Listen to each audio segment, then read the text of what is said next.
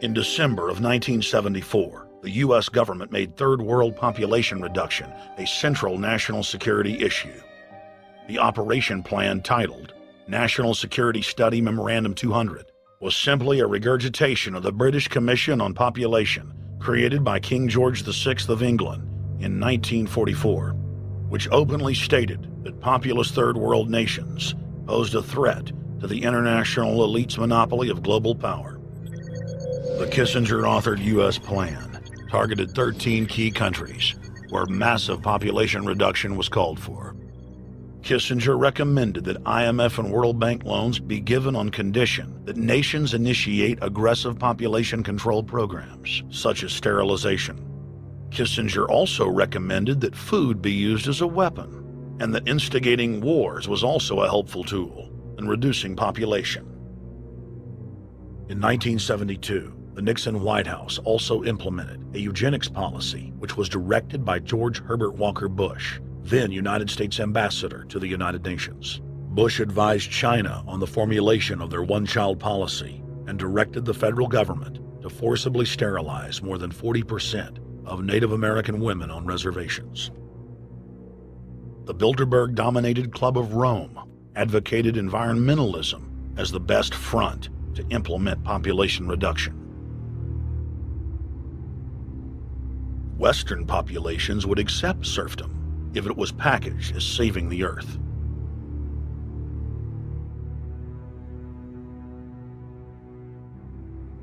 Industrialization of Africa, Asia, and Latin America could be blocked. Citizens would more willingly give up their national sovereignty if it were sold as a way to help the planet. The think tank also concocted the peak oil fraud as a way to create artificial scarcity. And the Club of Rome has been aggressively pushing a global carbon tax as a way to fund their planetary government. In the draft copy of the United Nations Global Biodiversity Assessment, it states very clearly that we must reduce the human population from its current level of about 6 billion people down to about 1 billion people. In the 1970s, South Africa developed race-specific bioweapons to target blacks and Asians, and then subsequently sold the technology to Israel in the mid-1980s. In September of 2000, the Project for a New American Century published a document in which Dick Cheney described race-specific bioweapons as politically useful tools. And somebody mentioned, well, why would they want to reduce the human population when that means less money for them? Most people have no idea. They're not after money. They have all the money they need. They're after power. That's their aphrodisiac. The overlords of the New World Order are now aggressively pushing for a worldwide one-child policy. The Chinese one-child policy was phased in gradually. In the 60s, when it began, you only had to pay a tax penalty. Only later did they imprison you if you had more than one child. Now the exact same proposals to penalize couples who have more than one child are being made in the United States, England, and Europe. In the push to reduce global warming, children, according to some, are the new culprits. A think tank in the UK says too many kids are what's making the planet worse, saying large families, anything over 2 children really, should be frowned upon as an environmental no-no, akin to not reusing your plastic bags, driving one of those big gas-guzzling cars, taking long trips overseas. The UK, in fact, has negative growth. I think Canada does too. That still, families in our rich countries shouldn't have more than 2 kids. In 1998, Ted Turner pledged to give more than $1 billion to the United Nations to be spent in the implementation of population reduction policies planet-wide.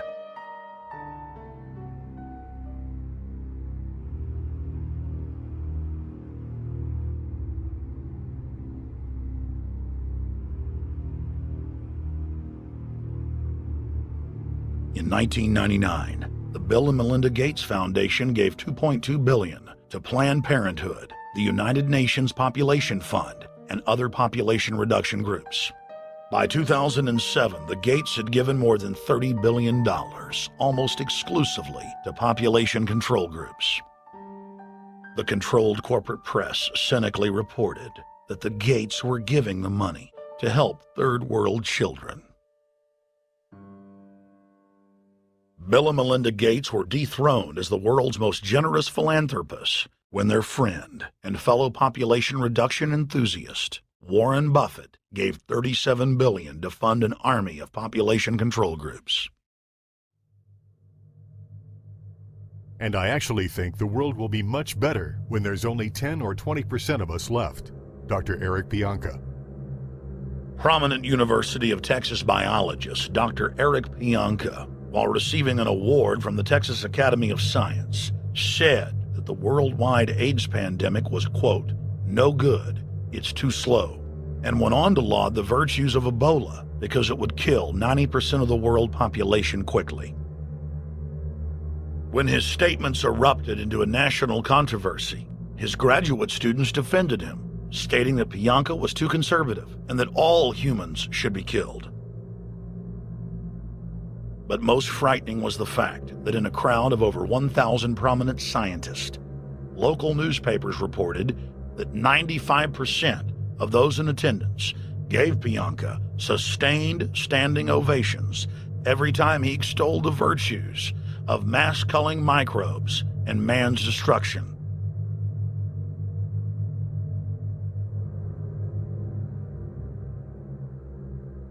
China was able to turn the corner and become the leading world superpower because they have a police state and they are able to force people to stop reproducing.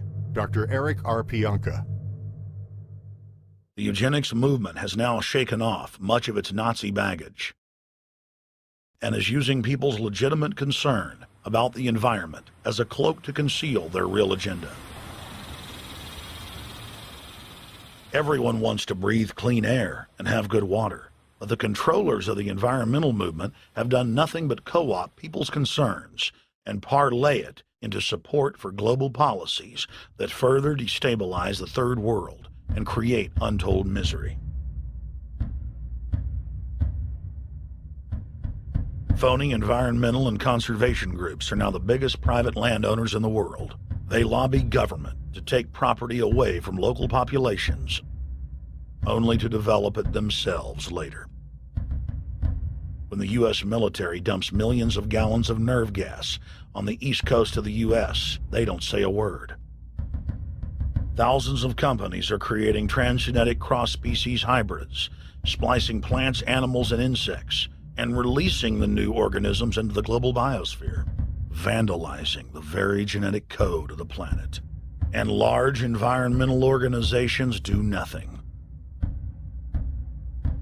The corporate elite of the planet intensified their push for a global taxation system with a year-long build-up to the Live Earth hysteria held on July 7th, 2007 on 7 continents. World leaders announced that saving the Earth was the new organizing principle for humanity and hailed it as the planet's new religion.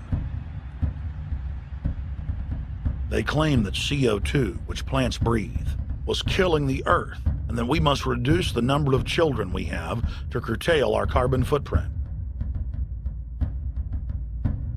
Countries across the world marked the day by passing new carbon tax schemes and raising taxes on gasoline, natural gas, and electricity. It is a scientific fact that the sun is the main driver of planetary climate, and the measurements are clear. The sun is becoming hotter, brighter. It has been slowly increasing thermal output in the last 100 years, causing warming not just on Earth, but throughout the solar system. But the scientific facts and even the order of the planets didn't matter to one of the chief organizers of Live Earth, David Mayer de Rothschild, heir to the British arm of the Rothschild fortune, when we spoke to him. When I called Rothschild on the order of the planets, he just laughed, thinking the audience wouldn't get it. He continued to count on the population's ignorance and claimed that the global warming lobby has nothing to do with carbon taxes. I guess he hadn't spoken with his good personal friend, Al Gore. Global warming, the time for debate is over. I think what you have to realize is that being environmentally sensitive and making money aren't mutually exclusive. There's a lot of money to be made in addressing this issue. But you guys are gobbling up all the world's concern to just simply line your pockets and make kids read your book in schools and do all this. It's a business, just like you said, Rothschild. It's not. Do you think I make any money out of this? It's the same thing. It's the same thing your your money changing ancestors did. They're in Germany, Red Shield, and I'm calling you out, Red Shield. We know it's a scam. A pollution-based tax system, principally CO2. We're causing it mainly, vast majority of it. The consequences are bad and will be catastrophic unless we act.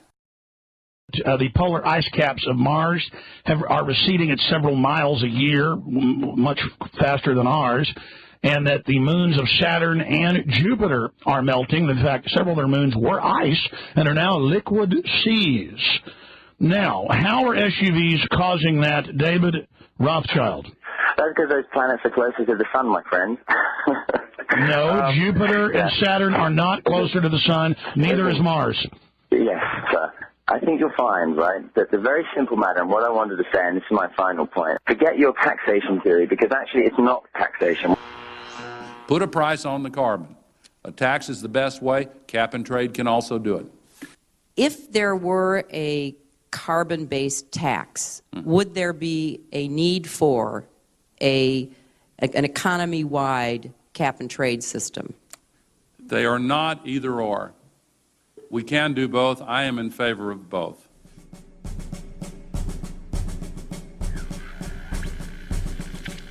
The architects of the New World Order are in a race to complete the structure of world government so they can suppress the independent development of technologies that threaten their monopoly of power, while at the same time steering new developments in the direction the architects chart for humanity.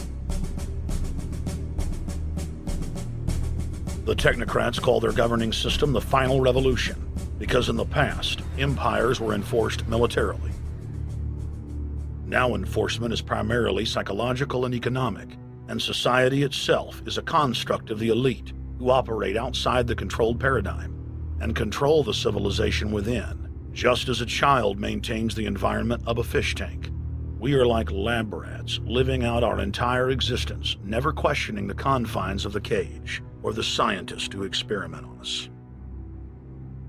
New World Order engineers have hijacked human destiny. Its controllers have closely studied human behavior for more than 100 years and are now steering us with expert control, using our primitive drives and desires as levers. They have developed their mind control systems to the point of being able to control the average unconscious person like a car.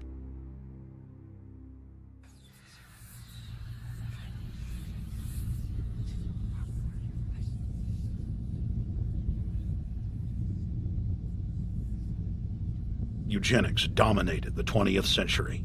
Its ruthless spirit has now metastasized into the fields of genetics, nanotech, and robotics. But that's not surprising. From their inception, all three disciplines have been dominated by eugenicists. The billionaire founder of Sun Microsystems, Bill Joy, courageously went public in 2000 to warn of a cancerous consensus among the technocratic elite that at best humanity would be completely enslaved by the year 2030, and at worst, mass extermination of everyone but the elite would take place. A who's who of the techno-elite are members of what is known as the transhumanist or post-humanist movement. Many of its adherents see only the beneficial aspects of technology's exponential rise, like bringing sight to the blind, sound to the deaf, and longer life for all. But what many of them don't know is that master eugenicist Julian Huxley founded transhumanism, and that society's controllers openly admit that the new system is designed to progress into absolute tyranny.